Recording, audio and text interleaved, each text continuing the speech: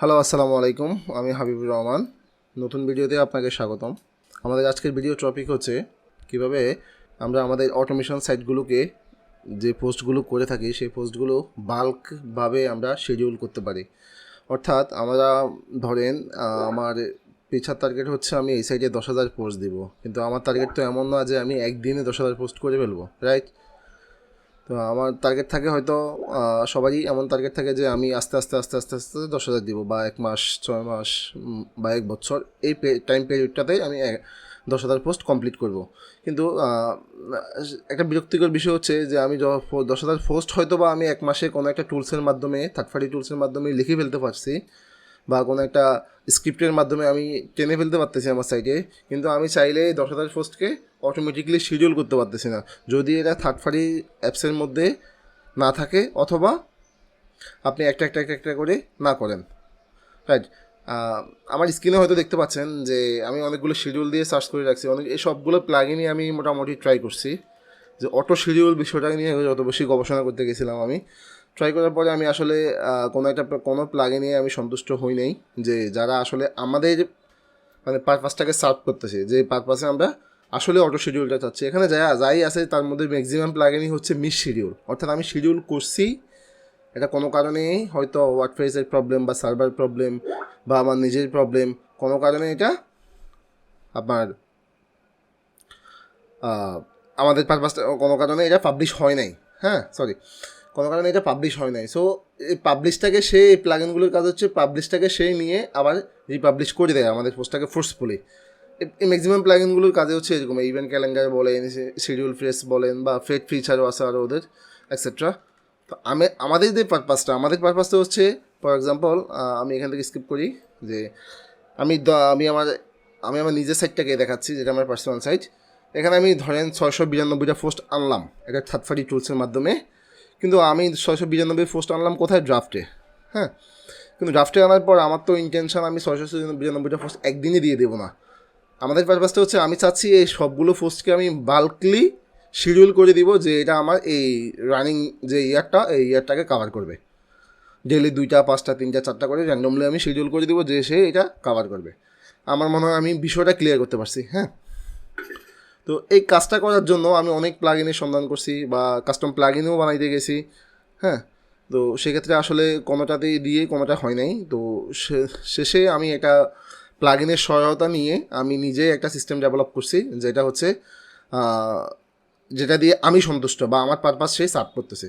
তো আমার কাছে মনে হয়েছে এই বিষয়টা আপনাদের সাথে শেয়ার করা উচিত, যেটা আপনাদেরও হয়তো উপকারে আসবে, সেই কারণে আজকের ভিডিও তৈরি করা। তো আমরা মেইন টপিকে আসি। আমি যে প্লাগইনটির নাম বলতেছি সেটা হচ্ছে WP শিট এডিটর।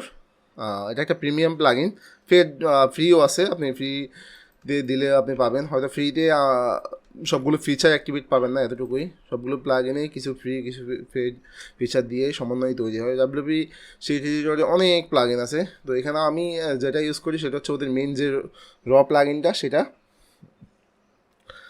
কোনো কমার্স সাপোর্টেড বাই এর জন্য এটা না। আমি মেবি এখানে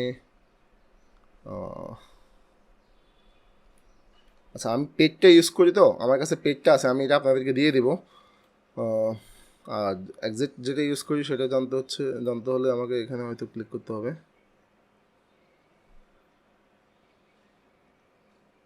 ইজি স্পিড শিট এডিটর যেটা, ওটাই ইউজ করি আমি, এইরকমই আউটলুক। ওকে, তো আমি এটা পেড ভার্সন দরকার হলে গুগল ড্রাইভে আপলোড করে আপনাদেরকে দিয়ে দিব। তো এটাকে সিম্পলি নর্মালি প্লাগইন যেভাবে ইনস্টল করে এভাবে ইনস্টল করবেন। দেন হচ্ছে আমরা এখান থেকে কিছু সেটিং করে নিব। সেট আপ স্টেপ সেটে ক্লিক করলে সেটিংয়ে গেলে আপনি সেভ পাবেন। সেভ পাওয়ার পরে এখানে আপনার সবগুলো অপশান এদিকে অ্যাক্টিভেট থাকবে। যেমন হচ্ছে অ্যানাবেল অলে ক্লিক করলে আপনার এভাবে থাকবে।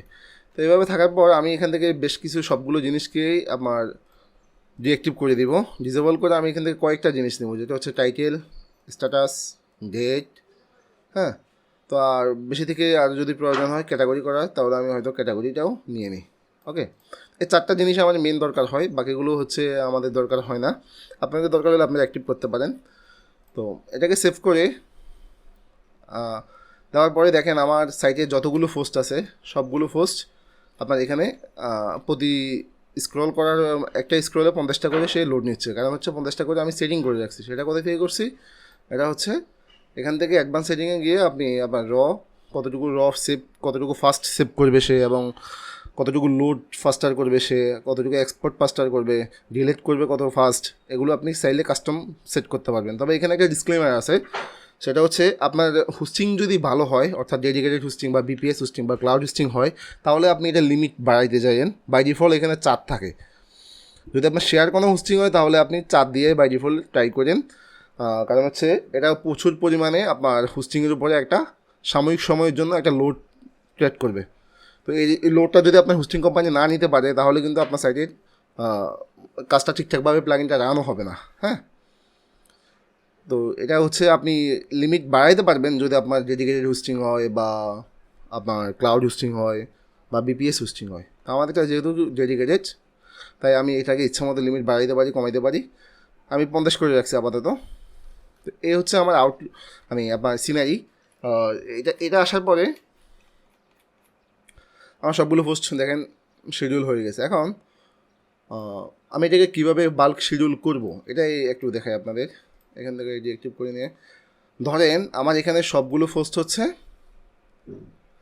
ড্রাফট, ধরে নিলাম আমার সবগুলো পোস্ট ড্রাফটে আমি থার্ড পার্টি টুলসের মাধ্যমে অটোমেটিকলি লিখিয়ে এখানে নিয়ে আসছি, রাইট।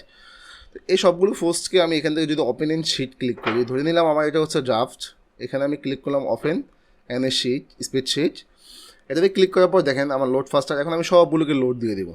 আমি নিচের দিকে দ্রুত টেনে 50টা করে আমার সবগুলোকে লোড অটোমেটিকলি দেখেন নিচের দিকে নামতে আসে, অটোমেটিকলি লোড হচ্ছে। ওকে, তো এখানে আমি যে 4টা দিয়েছি সেই 4টায় এসছে, টাইটেল আসছে, ডেট আসছে, ক্যাটাগরি আসছে এবং স্ট্যাটাস আসছে। আমি শুরুতে আসছি, এখানে আমি একটা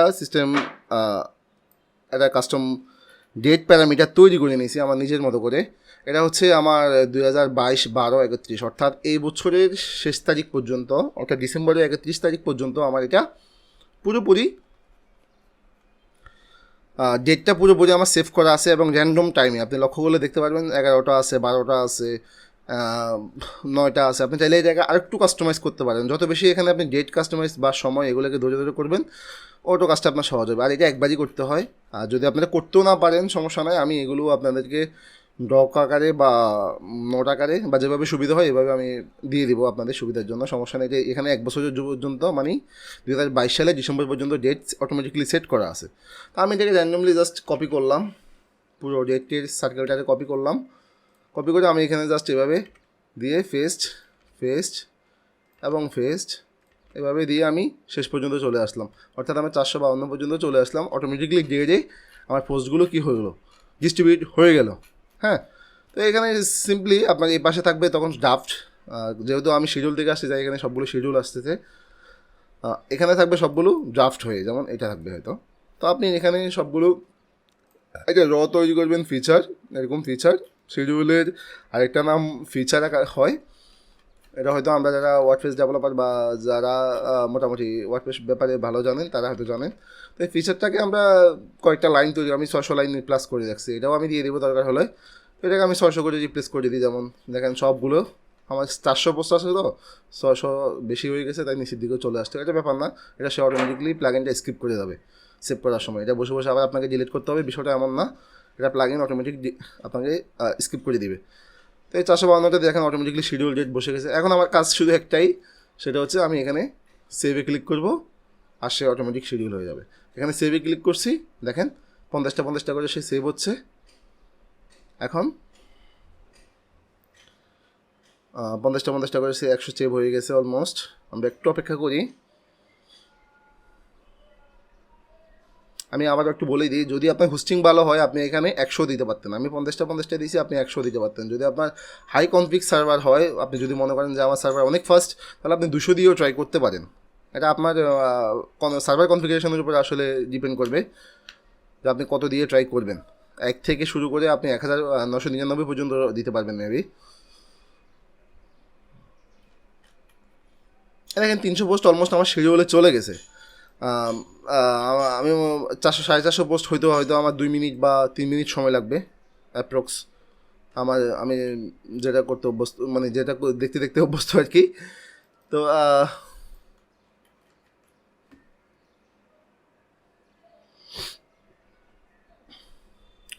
ওকে ডান, দেখেন অলমোস্ট দিয়ে দিয়েছে, অল আইটেম সেভ হয়ে গেছে অলমোস্ট। তো এই সিম্পল। এখন আমি এখানে এসে যদি দেখি, দেখবেন আমার সবগুলো 442টা পোস্ট আমার অলমোস্ট শিডিউলে আমার করা কাস্টমাইজ ডেটে সে পাবলিশ হয়ে গেছে। এখানে আমি বলি একটু যে এখানে আমার লাভটা কী হলো। আমি এই পুরো প্রসেসটা করতে আমার সময় লাগছে 5 মিনিট, একবারই সেট আপ করতে হয়, অ্যাপ্রক্স 5 মিনিট বা 10 মিনিট এরকম।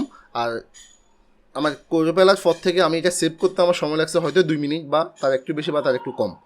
হ্যাঁ, তো এই 2 মিনিটে যদি আমি 500 পোস্ট শিডিউল করতে পারি অ্যাপ্রক্স ধরে নিলাম, তাহলে আপনি দেখেন আপনার টাইমের ব্যাপারটা কতটুকু সেভ হয়েছে।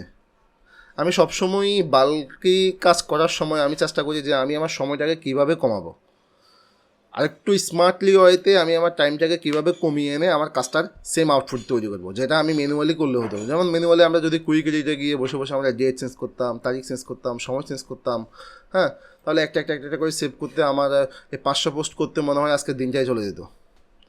কিন্তু সেখানে আমার কাজটা হচ্ছে মাত্র 2 মিনিটে, যেখানে আমার পুরো 8-9 ঘন্টা সময় লেগে যেত, সেখানে আমার 2 মিনিটে কাজটা কমপ্লিট হয়ে গেছে। এটাই হচ্ছে মেন, মানে আপনার বেনিফিটটা হচ্ছে এই মেন জিনিসটাই, আপনার টাইমটাকে হিউজ সেভ করতে পারবেন। তো আশা করছি আমি বুঝাতে পারছি আমার আজকের টপিকটা। এখানে আমি একটু সাপোর্টিং হিসেবে দিয়ে দিই আপনাদের। অনেক সময় ডেট মিস যদি হয়েও যায়, যে শুরুতে যেটা বলছি, সেক্ষেত্রে আমি আরেকটা প্লাগইন এখানে সাপোর্টিং হিসেবে দিয়ে রাখি, সেটা হচ্ছে মিস শিডিউলার। একটা প্লাগইন আমি বেশ কিছুদিন ধরে ইউজ করতেছি, সেটাও মোটামুটি ভালো। ওকে,